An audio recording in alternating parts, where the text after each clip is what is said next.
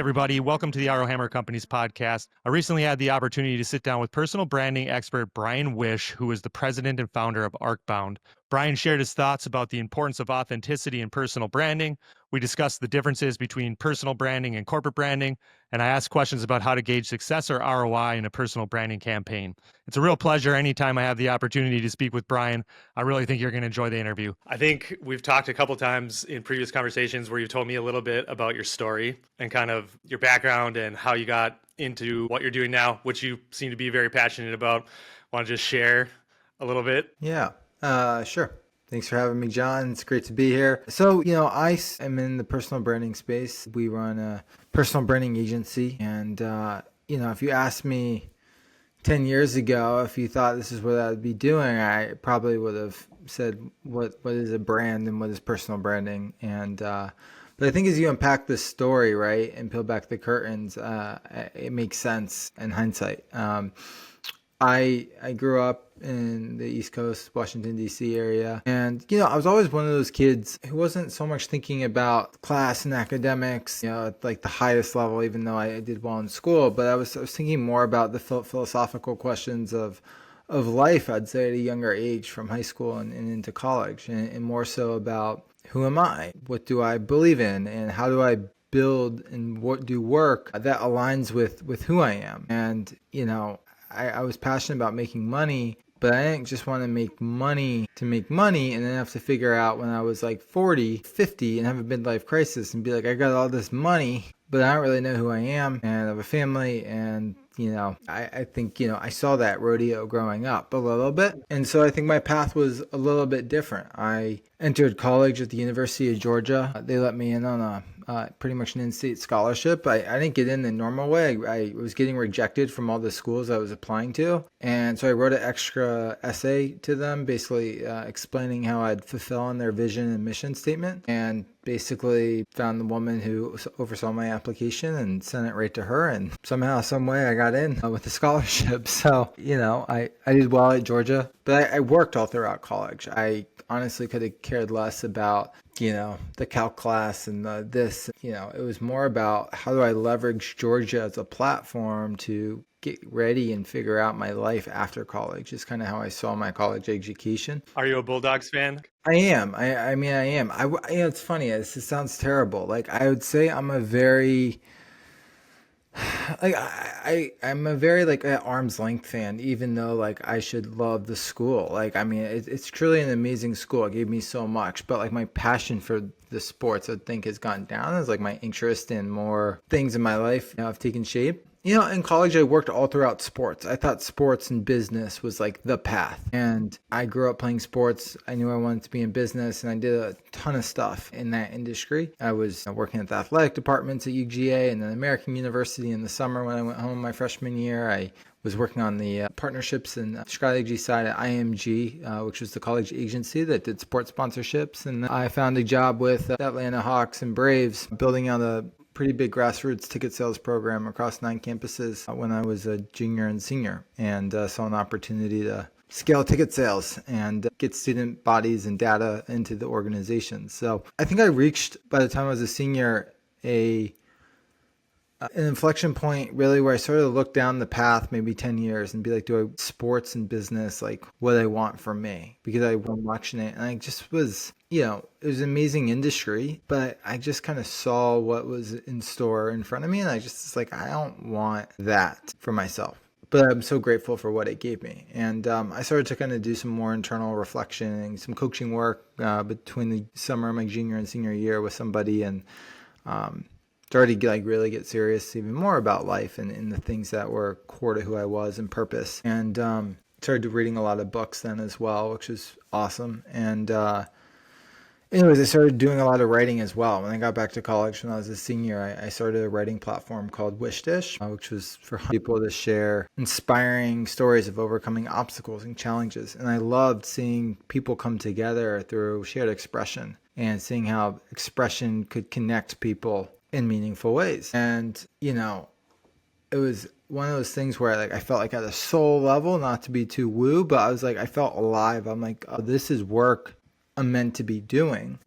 The problem is I was pretty much, after a year living on my friend's floor in his apartment because I didn't have any money. I'd spent it all from what I made in college and the Hawks and Braves. And I was like, I'm going to figure it out. And I got far on very little, but didn't quite know how to build the business model. But it was interesting, right? There was a breadcrumb from that experience where someone said to me, Bryan, what is Arcbound? Like, what is Wish Dish? Like, they kept saying, like, what's the brand? I'm like, and I kept pointing, oh, it's the stories and it's the logo. And I realized then, like, what I had was a glorified community blog and a lot of passion and effort. It wasn't really a brand that stood for something. And I kind of took that and I realized, hey, I should maybe learn what this means. And so I also knew like I needed to kind of figure out what was next. It's kind of this internal calling, like, hey, like, there's something more for you, but you gotta figure. And I didn't want to dump the experience, so started doing a bunch of outreach randomly to organizations that seemed to align to things I wanted to do. And I found this global community called Kairos, which was an investment fund, and really signed on to run their community and content. And what was so special about it was not just the network of the most incredible people who have young entrepreneurs and investors but it was, they really knew what brand and marketing was. And it was a very firsthand experience into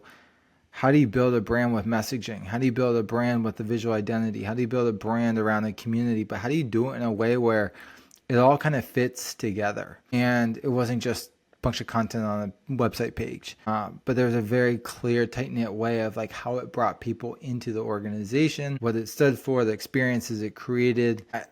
Other entrepreneurial communities just couldn't if they tried, right? There was something very particular around how it was communicated that made it possible. And I took that experience and I met somebody who asked me from there to run his personal brand. And he was selling his B2B marketing tech company. He asked me to come kind of build a startup on himself for a year and a half. And I took all this experience from community and content and Kairos who were from brand. And I said, how do I kind of package all this under one roof so we could build a personal brand for an individual across all these different layers and levers? That's kind of my background from childhood to where I am now. Very eloquent. I think we talked about this previously too. These types of conversations for me are somewhat self-serving, tend to invite people to talk about stuff that I'm super interested in learning about or people that I'm fascinated by. I have limited exposure to the personal branding space. I think it's becoming more important. Can you kind of tell us a little bit more about what you think the differences are between corporate and personal branding?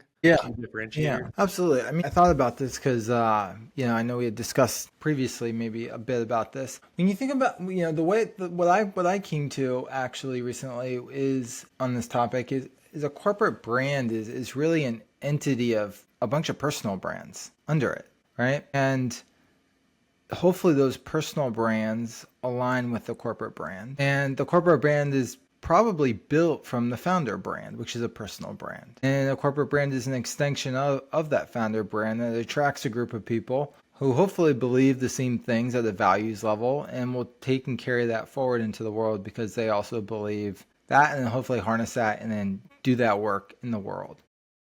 So like, I think philosophically, like that's how I think about it. I think at a personal brand level, like it's, what do you as an individual stand for? What's kind of your heartbeat, the rallying cry in the world? What is, your message? What is your vision? What's the mission? Like what are these things? Who are you trying to speak to? And usually if you're building a company as a founder, that corporate brand and identity really takes on a version of your personal brand in a much more magnified way. I think if you do it the right way, or if you build from a place from like the inside out. So like for me, Arcbound is a full extension of what I believe in the world and what I hope the world is doing. It wasn't like, I saw this market for personal branding, it's huge, so let's just build a LinkedIn content writing agency and like make some cash. We're so much more than that. It's like a sliver of the things we do. It was very intentional around what are the things that I want to see in the world and self-interested. I think you said it well, like things I want to see for myself in the world and other people to see for them so they can go do the work that matters. And so Arcbound is an extension, which I think holds a very similar structure at a brand level, But if I was to go build another business or, have a whole thought leadership holding company and start another entity of Arcbound, it would have a very, very similar structure of my values personally that would extend into the corporate side of what's ahead.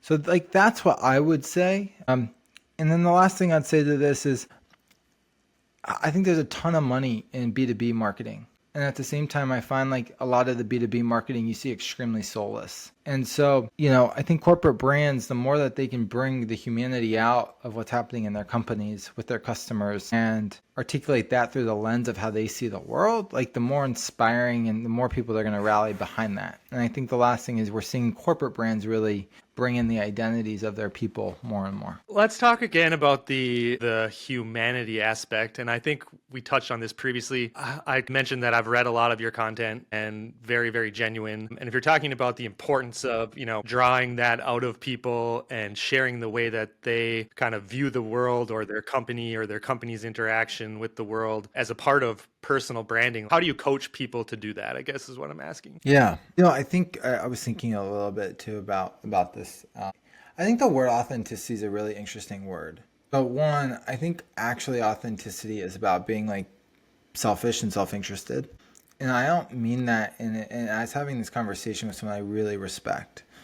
And who's I think is like one of the most selfless people I know. But essentially he was saying to like be authentic is to be self-interested. And I never thought about it. And this was like a few weeks ago. And I think because when you're genuine, you're coming from a place of the things that interest you and you believe in this world and you want other people to know. I think like that's one thing that's a bit counterintuitive that I was like, oh, that makes a lot of sense. I think being genuine, like I think that the reason so many people aren't genuine or struggle with being genuine is because they don't know themselves and they don't really have a lot of emotional intelligence. They don't really understand their past and how it's gotten them to the point where they stand today. And so they kind of walking around lost. I'm sure after years of practice, it's easy for you to put pen to paper and be genuine and share your lens, so to speak. How do you coach up or encourage or engage your clients or the people you interact with to kind of do the same? Yeah, I mean, I think two things. I think one, by expression, like being able to self-express and put that out there, like that's going to attract the right people to you, right? Like me putting myself out there in a certain way is what led me to Chris Walker, which led me to you. Because I was like trying to express in the most, whatever way I wanted to that was natural. And we had a great energetic conversation. He took action on it, you engaged, and then like this like chain reaction. And I think, for instance, the people we surround ourselves, so it's like, how do you coach someone? Or like, what's the formula? I think it's as simple as just speaking what's true to you, not being scared to express it in a world where you and I and everyone else we know has their own insecurities and all the things. So it's like, what's the point of it anyways? So if we put it out there, like people are going to judge, of course, but like the right people are going to respond. And like, I think the point of a brand and the point of showing up and helping people on this journey is when people are putting themselves out there the right way, it's going to bring in the right people into their life, or irregardless of the amount of hacking they've done to their posts to drive growth to the, it's like it's so intertwined. Where I think people go wrong on this or coach people incorrectly is like they coach from like, how do we scale something, a voice and authentic to like the maximum amount of followers and subscribers and, play that game. But they don't start from like the internal place. And so then they build a group of friends and people around them that are kind of disconnected from the person that they want to be, but like that has a world of its own. And so, yeah.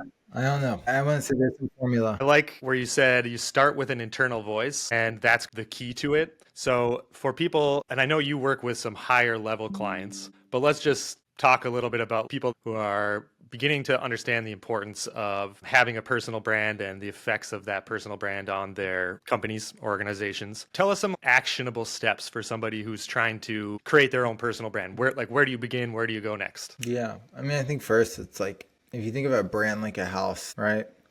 And you think of it as like there's a part you got to define the house. And you got to stand the house up before you like going to show it off to the world, right? So if we think about it, what's the structural foundation of the house? And something at Arcbound that we do is I'd say it's a methodology more or less where we define someone's message and who they are at their core, their vision, their mission, their audience, their kind of where they want to be in a few years. And we bring all those pieces together to help design the brand visually, because how we show up in the world is going to also attract a certain type of person. And so we'll build a whole visual identity for a brand, whether that's a logo and color palette and way that the brand shows up in a way that's beautiful. We're going through that process ourselves finally for the first time in 3.5 years. So it's good to eat our own dog food. And then we put that into the house, the website, the structure in which holds it all together, right? And I think what most people do is they start, let's just dump a bunch of stuff into a website, make it look pretty, but it loses, it's hollow because it doesn't have the depth of thought that goes into making it in the first place. And so that's like where we start. Like that's where I think anyone should kind of start first. So that's like defining and building like the brand. I think once that brand is built, right, obviously too, you need a set of products or services that are built off of that brand. And that's another thing I think people do wrong is they start with the product first, but it doesn't let them be versatile. And by the way, I don't know if there's any right way or wrong way, but like I also think that people get so stuck in the product itself that the brand becomes the product and it's not versatile to other products, especially on a personal brand level when we're evolving creatures and interests and things evolve over time. So having an anchor is smart. And that's why I think you start with the message first. And then to market and like communicate that brand, once products and services are in place that are aligned to the brand, that's like the LinkedIn, that's the newsletter, that's the podcast. They're not separate entities. I think everything needs to be interconnected and cohesive. That's cool. So I would say like if you separate brand and the foundation of a brand with and then think about what's the product and services that's going to fuel that brand. And then what are the ways you think about marketing that brand through these different levers? That all needs to kind of come together, but that's really hard to do. It's not like a math problem, but there are functional steps, right, that you can take, but it has to ebb and flow. And it's, I think, a natural process of how that comes together, even if you can be deliberate in how you bring each part together. So for clients that you work with, I know you work with a range of different clients. I think when we spoke last, you had done some work for authors. I know that you do work for clients who are executives inside of an organization or a business, which I think is very interesting and probably something that will become much more common in the future. I think it's a big piece of it. In those instances where your client is an executive inside of another company, and let's say that they are not at the ownership level, do you find that the organization itself is paying or hiring consultants like yourself to kind of develop a personal brand, or are these executives taking it on themselves to try and develop it? Yeah, so I mean, look, I think a couple of things. There's a lot of stuff out there that you can find. And I think a lot of executives, I mean, you hear all different, that they might take a course. They might have like a freelance person helping them with one thing. And the fact is, and why this type of business is so hard to build, is because it takes a bunch of creatives coming together in a uniform way to like do this well with consistency over a period of time that's going to like drive results. One, a lot of people on the other side who are paying don't have the patience because it's not so clear on the ROI side. It's hard to find all this talent. And 3, it is costly over time, no matter what level it is. So answer your question, for us, we're working right now on, I think, something very interesting. I think the luxury of being in this space for 6.5 years now is the fact that I think we're not only going to be defining ourselves in the market very soon, very clearly, the way we're serving it, but also, there's different flavors and forms to serve the market. I think that for a business like ours, right, you're in professional services to a degree, right? Very much to a degree. I think the most scalable path in this business is going and working with a mortgage company or an insurance company or a legal company, and where they have a bunch of salespeople, more or less, all selling the same thing. A great example. And so, for instance, right now we're in talks with later stage talks with a mortgage company that has 150 loan officers. And instead of me having to go make 150 sales to one-off people in different industries, I can make one sale to a mortgage company, and we can create a bit of a subscription product, whether that's like a newsletter. We can create video prompts and have a virtual studio. And then we can take all that and then we can create a little social posts. And maybe for $500 a month a person, we have something very standardized where across 150 people, I mean, that's a pretty good retainer that I only have to sell really one time into an organization. Now, again, it needs work, and I think the way we verticalize will evolve. But like to me, like I think that's the best way. Like if I'm an organization, I think about doing it and having those people, pay for it themselves, but the organization cuts the check and then uses pre-tax dollars to pay for it. Like I think that's like the best way. I think as an organization, if you have a bunch of similar people selling what you're doing who want to do this work, I think that's very smart, and it helps drive retention for some of your most valuable assets if you're a sales-led organization.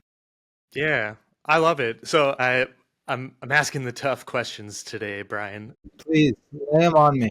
That's a great example. And again, I'm extremely fascinated by this topic. I think it's relevant for a lot of businesses. I like the mortgage example.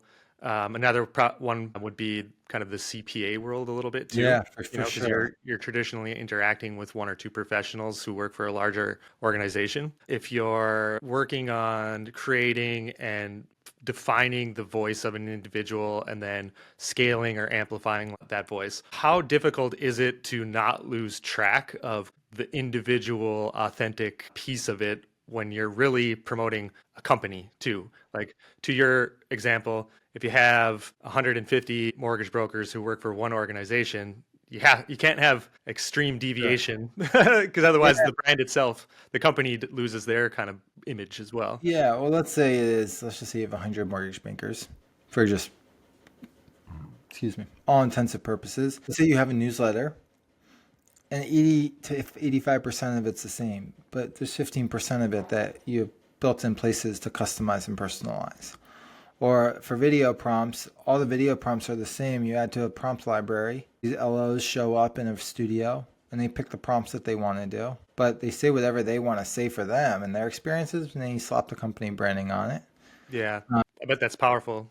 Uh, Right, and then from that you can create a lot of social content off it that, you know, authority and actionable and like themselves. So I think from a product perspective, like that's the way to do it, because you also have a point where you see, like, let's just take the mortgage industry because I'm just very familiar with it. There's these companies and they have a bunch of loan officers and they just take the company marketing and they just like reshare it. And it's the most basic stuff ever. And it's not connective. It's like no home buyer is going to care. People who are buying homes, it's a very trusting process, right? Like, just like this is true yeah, for it's the largest investment for a lot of people in financial their lives. planning. I mean, all these different groups, right? So it's not just like I'm just sharing a large example, but there has to be, I think, a bespokeness and personalization. But I think if you kind of scale that, instead of it being 100% white glove, maybe it's 15% white glove. But it's not just generalized, but it takes a ton of assets and service structure to do this and do it really well.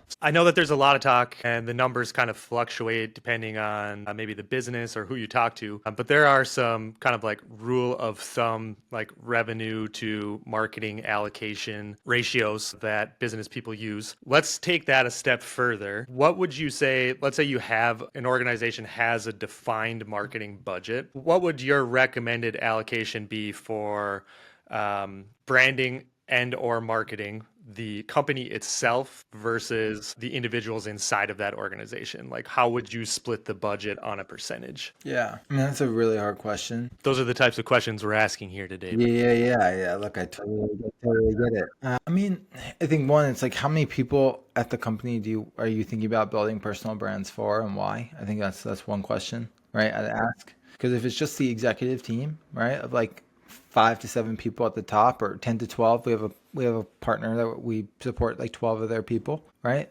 It's a pretty, I'd probably say it's 20 to 30% of their budget if I had to guess, on the marketing side, maybe more. Yeah. But they see value in their partners all having a brand because those people are selling different parts of their kind of business. So, I mean, Yeah. I Kind of a think, compounding effect too, I'd imagine, like the people underneath them as right, the top of the pyramid gets exposure. right. And I think you know, it's a roll of the dice, because those people are talent that you're elevating that could probably go get higher paying jobs somewhere else. So it's like, what's going to be sticky about it? If you're paying for their personal brand to be elevated and they're reaping benefits of that, maybe they won't leave. I mean, it's a stickier way to do it. So I'd probably say 20 to 30% to start.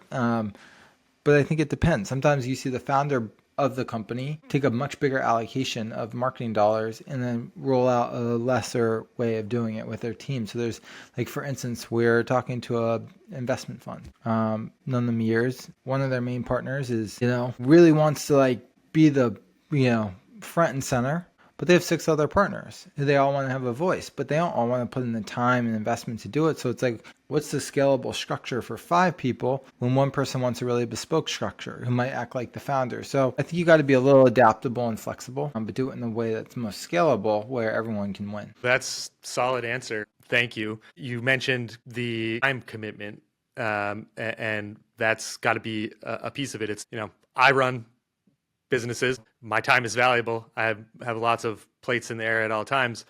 When we're branding or marketing my companies, it's something I can delegate. A little bit tougher to do when it's a personal brand. Like, what is the time commitment? Yeah. So I mean, the way we have it set up is it only takes 3 to 4 hours a month. Usually we have a pretty heavy onboarding period, which is going to take, about 10 hours over, 8 to 12 weeks, depending on the level of what we're doing. But once we get through that period, we really just need clients to show up for calls and just do the fun part, answer the questions, give strategic thoughts that they want to share. And we're here to package and put it all together and do the rest, right? It's really synthesizing, right? Well, what's the best thing CEOs need? Structure, accountability. And so we will provide that. But again, it's not going to take a ton of time kind of once the train gets going. The personal branding clients that you have, what percentage of them are members of companies, and what a percentage of people are individuals like authors, I think you mentioned, or social media So we started out with just authors, and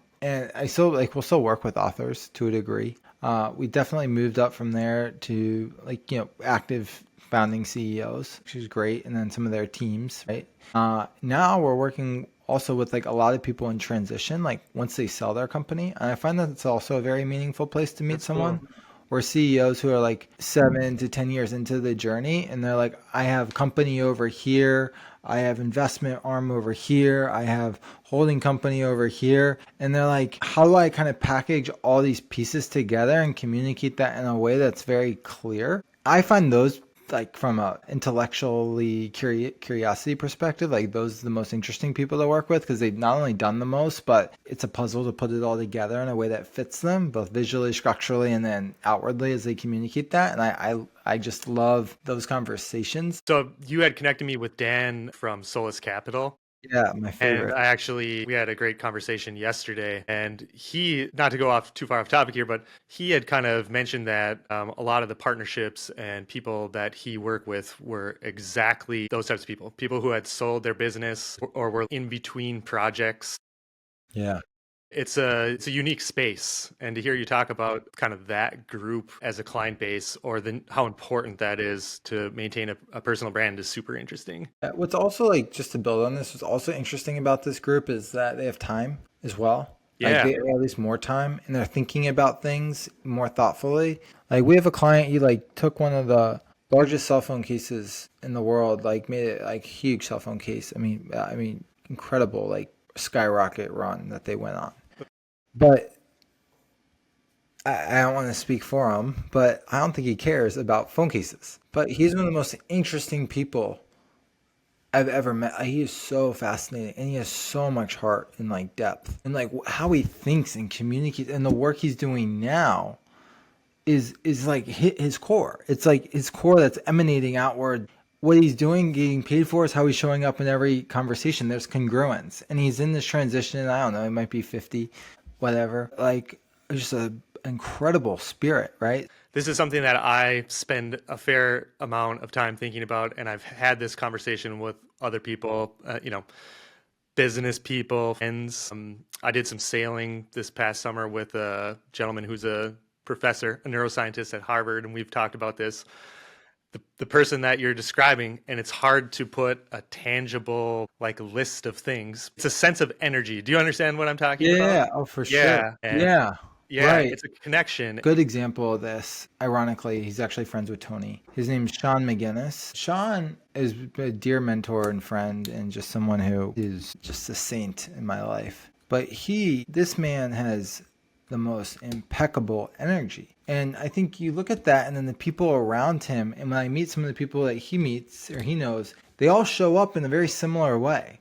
And I think like what I'm hearing you say is like, yeah, like these people, it's not about the thing that they do, Yes. the energy in which they cultivate through life and experiences, and kind of it's a radiation from the inside. And Yeah. I think that attracts the people into their life, the people that they build companies with, the partners that they attract personally, like all of it. And so I think that's what I'm hearing you say. And I think it's very special. And I think that's why finding your people is just as much a part of building a brand as all the other things that we talked about. It's all integrated. Super fascinating. When I meet those types of people too, it's so effortless, and the energy that comes, it's not something that they're trying. And maybe it speaks to kind of the genuineness of it a little bit too. It's a pleasure to be around those types of people and interact, and again, in both personal and business settings. So we talked a little bit about the time commitment for an executive or professional inside of an organization, like what can be accomplished.